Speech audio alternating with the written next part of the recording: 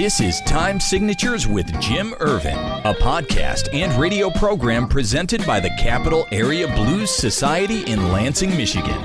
Driving up and down these Michigan roads, yeah. And now, here he is, your host, Jim Ervin. Baby, I'm home. Well, thank you so much, Parker. And hello, everyone. I'm Jim Ervin, and welcome once again to Time Signatures. Man, I have to tell you, Chicago absolutely is making it happen this year. A big haul from the annual Blues Music Awards, and there's no shortage of talent coming from the Windy City. I'm pleased to welcome one such part of that talented group today. He has recorded albums with, are you ready for this? Coco Taylor, Junior Wells, Carrie Bell, Eddie Shaw, and Lori Bell, just to name a few. But his path to Chicago began when he introduced himself to his blues hero, Junior Wells. And the rest, as they say, is history. I'm dying to get into the discussion with this gentleman. It gives me great pleasure to introduce you all to Chicago blues pianist Brian Berkowitz. Oh, wait. You might know him better as Delmark recording artist Johnny Iguana. Johnny, welcome to Time Signatures. How are you, sir? Okay, Jim. How are you? Wonderful. Glad to have you here. And let's just dive right in here, man. Tell me about your earliest memories of music, would you please? Well, I think before my first piano lesson, I played the bass drum, holding up a drum and hitting it with a mallet, walking around in the band when I was, 7 or something. And then when I was 8, my mother and I started piano lessons on the same day with the same teacher. And I ended up having lessons till I was 13, at which point I joined my first band, and I've been in one or two bands ever since. So quite a long time ago. But, playing classical, playing pop music, and then rock music. And then my uncle Steve sent me a bunch of blues records when I was 15. And that kind of sent me down that route, which was not all that common of a route for a 15-year-old in the Philadelphia suburbs where everybody was listening to the rock and pop sounds of the day. Right. So I was pretty ahead of the game as far as going back in time to those recordings that were made by the heroes of the people I was listening to, but there wasn't much in discussion at the time and at that time and place. So I was lucky to have that tip. Now, were there any favorite bands or songs that you just had to hear over and over again? You mean like in that blues realm or just in general? Just in general, was there anything that just stuck in your head? You just had to keep hearing it? Well, yeah, I used to have a clock radio that I would have it set on different rock and pop stations. And if a song came on that I've been waiting for, I would have my tape recorder sitting next to the clock radio and hit record on it, make sure everybody shushed around the house. Freakazoid and the Thriller and stuff, this is Oh, yeah. from that era. So, but I was discovering the Kinks and Led Zeppelin and Deep Purple and AC/DC, and then all of a sudden I got these recordings of Lonnie Mack and the Treniers and Junior Wells and Jimmy Smith and then I basically stopped playing baseball and stopped going out on nice days and sat there learning these left hand parts from Otis Spann on the piano and Jimmy Smith on the organ, and playing Wow. all day, every day, and you couldn't get me off that bench. Yeah. Now, you mentioned that you had started taking piano lessons with your mom the same day together. I want to talk about that time period again for just a moment. How old were you at that time? 8. And where did you start? I mean, when I know that you talked about your mom dropping out of the lessons after a period of time. You just kind of excelled at that point. Is that correct? Yeah, my dad said that it became apparent quickly that my hands had really good autonomy, and I have a son who's 17 now, and I saw from an early age that because he started when he was 8 on guitar, and I could see that he had something where he had a sense of time, he could improvise, he had a sense of harmony, things very, very young. And so I do think there are things you might have that, there's a lot of music in my family. There's things that I think you maybe are gifted with. And then a lot, Sure. as with everything, the greatness comes from the time you put into it. And that's when I started getting really strong, was just all the hours of getting excited about it, getting over that hump where no one had to tell me to practice. They had to tell me to Right. shut up after a while. Maybe Yeah. that. Mhm. Oh, Johnny, I'm going to bring you back to the story of your uncle again, giving you a copy of the albums Hoodaman Blues by Junior Wells and Jimmy Smith's Organ Grinder Swing. You're the second musician directly affected by Junior Wells, and that the first being harmonicist John Namath. What did it for you on that album? Oh, well, I had heard you can hear Muddy Waters and Howlin' Wolf and even earlier blues, Elmore James too. And Hmm. then when you have a needle drop or you're on a cassette and you can hear the needle drop from a dubbed cassette and you hear that first sharp nine chord and then snatch it back and hold it, something clicks where you go, okay, this is fresh and alive. This doesn't sound like you might have checked it out from the library, because he was so equally into James Brown as he was into his elders at that Sure. time, and yet doing his own thing and having his own sound and there it was so alive and exciting and what I still get off on is hearing him get off on himself. Like at times he'll do something on harmonica and then he'll stop in the middle of a solo just to go like, almost like, man, that was good, but it's him. You know, that's like I always heard Lou Reed do that too when he was singing. Go, yeah, after a good line, like that. And it's exciting to hear somebody just in such a zone that it almost feels like they can't. It's almost a real human connection. It's not like you're hearing someone's perfection. You're just hearing their excitement with this, what the sounds are happening at that instant. And And that's that's what I was going to say. I agree with you. When you hear moments like that, it becomes more personal, I guess you could say. yeah, identifiable. Yeah. Yeah. Now, Relatable. Say. by the age of 16, you were good enough that you were not in just one, but two blues and new wave bands. So you clearly had your destiny in sight for yourself, didn't you? Yeah, I mean, and then I became an English major in college. So, and then my first job after college was writing the back covers of books we call cover copy. So I wasn't Hmm. sure what I was going to do. The idea of being a professional musician seemed rather lofty. And living in New York City, all I had was a keyboard in my tiny bedroom in my tiny apartment. And I wasn't playing out at gigs. I mean, all throughout college, I played in Philadelphia. That was kind of I had a minivan. When I was living in New York City, I didn't really imagine that was going to be my path until I still say when in doubt, go out because I went out one night and one thing led to another of Junior Wells. I was told that Junior Wells was coming to town. I had a chance to sit in with him. I drove up to Boston and Wow. it's just I feel like people watching too much Netflix and HBO sitting at home might miss out on a whole life path because when you go out and you're in a real space with real people, life-changing Right. events can happen. Obviously, somebody might say, "Yeah, you can get hit by a car. Stay home, it's safer."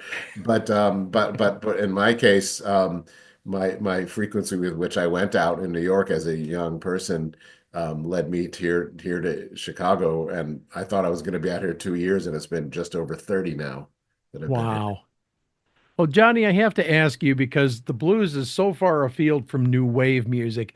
How difficult was it to keep those two separate in your head? And how did that music affect your transition into the blues? I mean, I had already, my sister had For Those About to Rock on vinyl. I had probably all the Led Zeppelin records by the time I was 14. Hmm. And I remember going to see that same uncle to see him play guitar in Boston. And I think I requested a Led Zeppelin song and they didn't do it, but they played like Muddy Waters that had been ripped off, something composed by Willie Dixon that had been ripped off by Led Zeppelin, being like, here you go, like, uh, here's their source material, uncredited.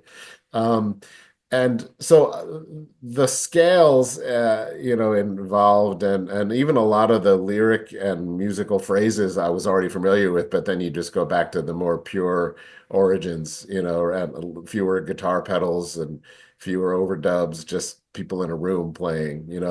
So I think I picked up on the music of it pretty quickly, and then just over time you learn to play less. I was playing things that really, as a teenager, you might play really fast and hard all the time and learn the power of simplicity. Yeah. which I could still learn that more than I do very often. I wonder why I play so hard and fast and complicated all the time. But I get overexcited, you know. But I've ever since then I've always been in two bands at the same time, and I always advocated for everybody. I call it recalibration. When I go and play blues stuff, and then I go and play in a rock band that's more out there and kind of experimental. And when you come from one to the other back, I feel like you can see it and hear it more clearly.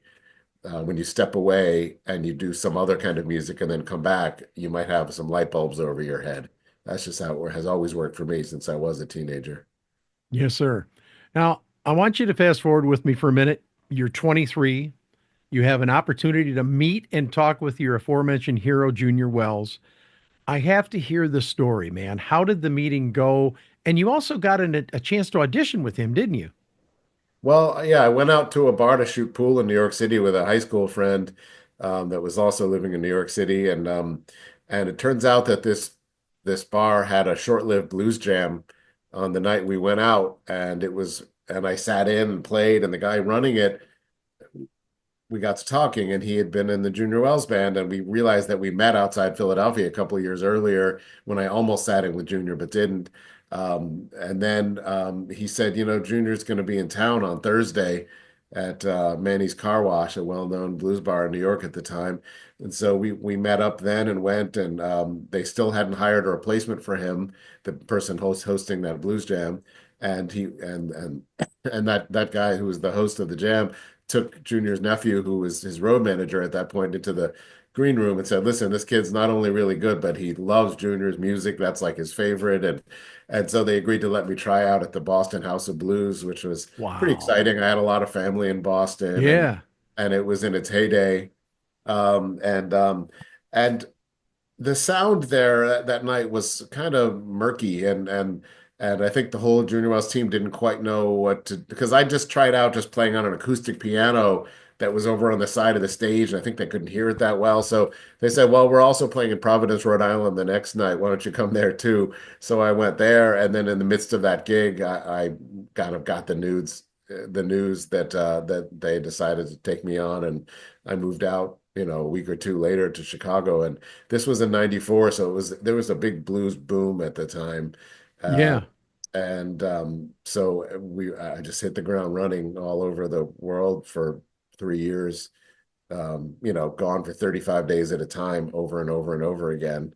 So it was pretty exciting. And yeah, I had a few music heroes when I was a teenager, and Junior was, part of the reason we played so much Junior Wells in that first blues band was that those were the records we had and loved. And so we just played like every track off of three different albums or something, because that was there wasn't YouTube, and we didn't have a vast library. We just had a handful of records.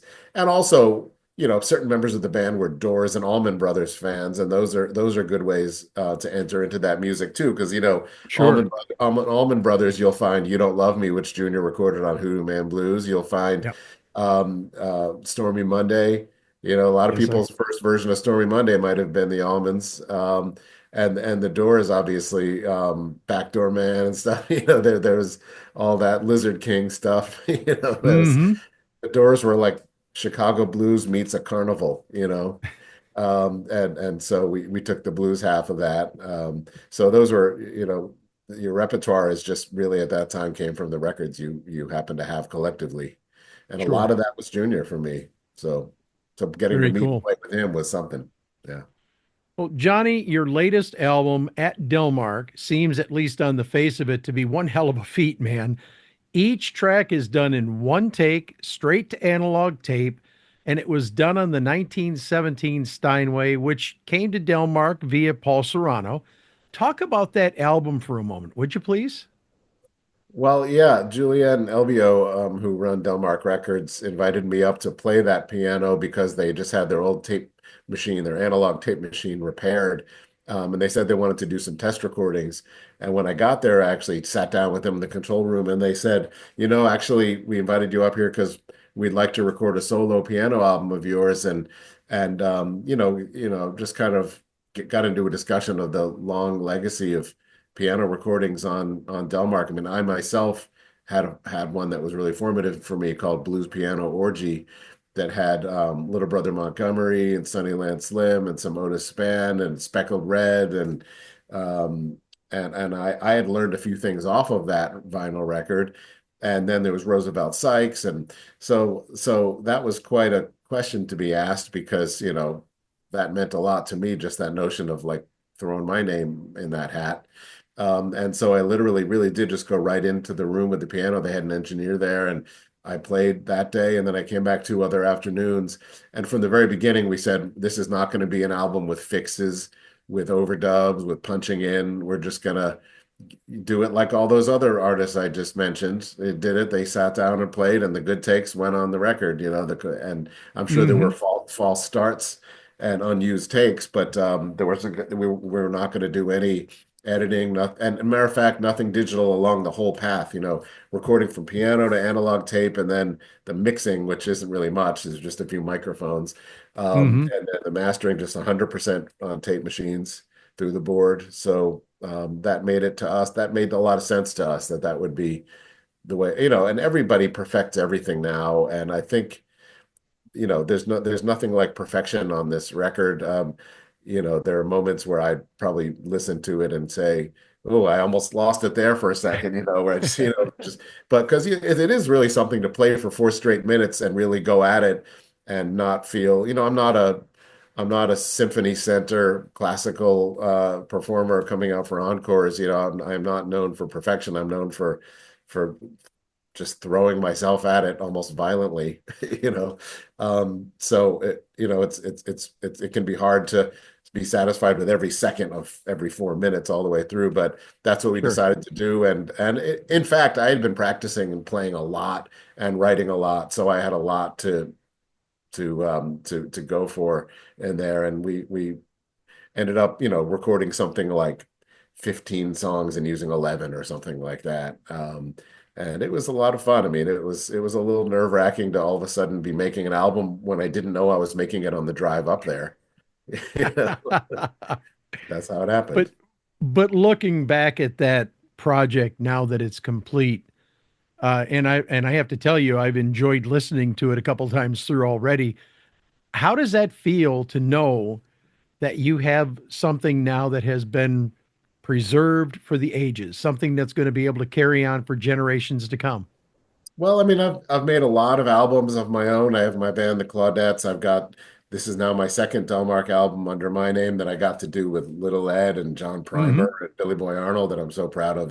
Those sessions were just such magic. And so I've got a lot of albums that way, but this is, I put on the test pressing the vinyl record when I was home, and my wife was sitting working from home that day on the couch, and I put it on and she said, "Oh, it sounds like you're over there playing piano." Like it's the sound of whoever gets a copy of this album has me over their house playing the piano right next to them, because it's a really good hi-fi recording of a good piano, and it comes out of the speakers like very warmly and directly, Yes. and it doesn't sound like a produced project. It sounds like somebody having a ball at the piano, which is what it is. So it is neat. It is neat to, I can listen to it and put myself in the time and place when it was recorded and remember which day and with which engineer I did that take, and getting up and feeling really good about it. And now it's really cool the split second you finish a take and go, well, that's the album track right there. That's going to be on an album. And Yep. it was just like invented and captured moments ago. And now it's on a record with a unit number or, serial number, UPC code or whatever. Oh, something caught my eye when I was checking this album out, and I don't think I've ever seen this on a current release.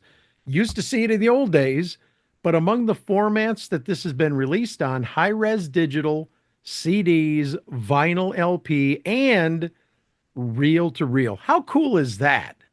Oh, it really is. We went to Axpona, which is like a big conference and convention for people that are audiophiles and all kinds of audiophile equipment. Hmm. And right at this booth where Delmark also were for a couple days, they had a really nice high-end player, and I was able to put on headphones, and it sounds remarkably. It just really feels like you're right there in the room when it's being played, and it is neat. And some people have picked up copies of that. It's like audiophile format that's more popular in some countries than others. I think in Germany and Japan, they really, are more likely to have that kind of system for music listening at home. Hmm. Yeah, it's really neat. That's cool that they are doing select releases on that format and that they picked mine for that. As a matter of fact, I think that was like an idea from the beginning. They really were like, we're going to put this on reels. Because, you go to some festivals and there's Delmark with their booth and they've got Black Magic, Magic Sam, and they've got Hoodoo Man Blues, Junior Wells on reel to reels, and they've got mine there with it too. So neato. Well, it's kind of cool because I have the Butterfield Blues Band. I was looking over here to see if I could grab it, and I don't want to tussle with CDs and stuff, but I do have a copy of that album, uh, one of their earliest albums that's out on reel to reel. And it's kind of cool because I have it on CD, I have it on vinyl, and now I have it on reel to reel that I picked up. And I'm really tempted to grab a special copy for myself because I think it'd be kind of cool to have it. But Johnny, this has really been a special project for you, as you've already talked about. How about touring? Is there anything planned for the summertime to help promote this album? Well, I mean, already I've done a few in the Chicago area. I've got one in Hmm. Minneapolis and Madison, Wisconsin that I've got planned. We're going to be playing outside at Wrigley Field right before and after a Cubs game, and that's an Oh, wow. actual cooperation between Delmark Records and the Chicago Cubs. So there'll be shows here and there, and we're also my band, the Claudettes, are going to be in Europe in the fall, and already I've added a piano show in Vienna for that and looking for Very nice. more. I'm really also been talking to some people in Japan. There are places that I've played a lot, like in Europe and Japan, that I know would love what I do in relation to this record, which is I do a show on acoustic piano, and it's half just me and it's half with my drummer who also plays with me in the Claudettes and has been my right-hand man in music a long time, Michael Kasky. So we do kind of a barrel house piano drums thing that's really, really fun.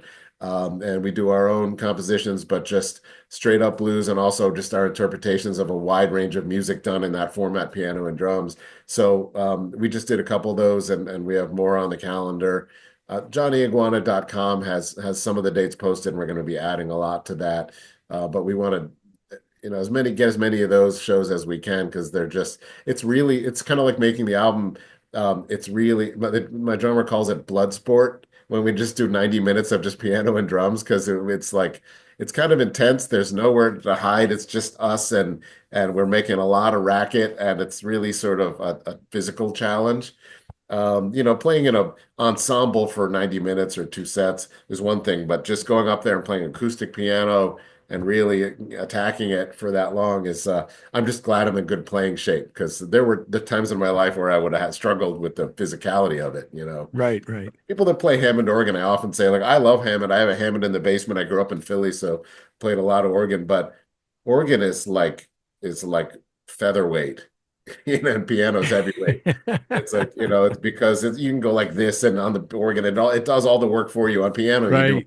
all the work yourself. You've got both hands going, and sometimes I will listen or watch video and go, whew, that looks tough. I'm glad I'm just sitting in this chair like a lazy person right now. But that was me yesterday. Somehow I pulled that off because I don't know, maybe some people find it easy to play 100 minutes of piano, but I just feel like I have to be in peak playing shape it's because of my style too. I call it voiding the warranty is what I call my piano style.